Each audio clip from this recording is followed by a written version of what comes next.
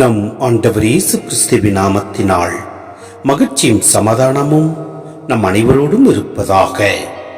Mark 16:15 முடிய இயேசு அவர்களை நோக்கி, உலகெங்கும் சென்று படைப்பிற்கெல்லாம் நற்செய்தியை பறைசாற்றுங்கள். நம்பிக்கை கொண்டு திருமுழுக்கு பெறுவோர் மீட்பு பெறுவர், நம்பிக்கையற்றவரோ தண்டனை தீர்ப்பு பெறுவர். நம்பிக்கை கொண்டோர் பின்வரும் அரும் அடையாளங்களை செய்வர். அவர்கள் என் பெயரால் பேய்களை ஓட்டுவர், புதிய மொழிகளை பேசுவர், பாம்புகளை தம் கையால் பிடிப்பர், கொல்லும் நஞ்சை குடித்தாலும் அது அவர்களுக்கு தீங்கு இழைக்காது. அவர்கள் உடல் நலமற்றோர் மீது கைகளை வைக்க அவர்கள் குணமடைவர் என்று கூறினார்.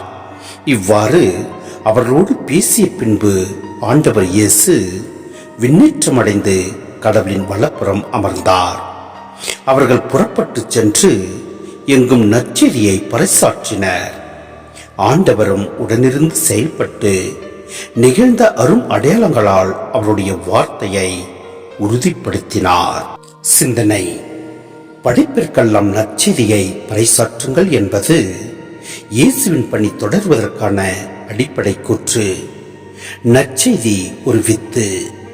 இது உலகில் ஊற்றப்பட்டு வளர்ச்சி பெற்று உலக மக்களை ஆட்கொள்ளும். நற்செய்தி அனைத்து மக்களுக்கும், அனைத்து சூழல்களிலும், அனைத்து பாணிகளிலும் அறிவிக்கப்பட வேண்டும். திருமுழுக்கு பெற்றவர்களின் பணியாக இது இருக்க வேண்டும்.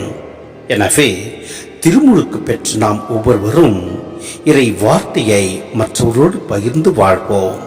எல்லாம் அல்ல இறைவன் நம்மை நிறைவாய் ஆசீர்வதிப்பார். ஆமேன்.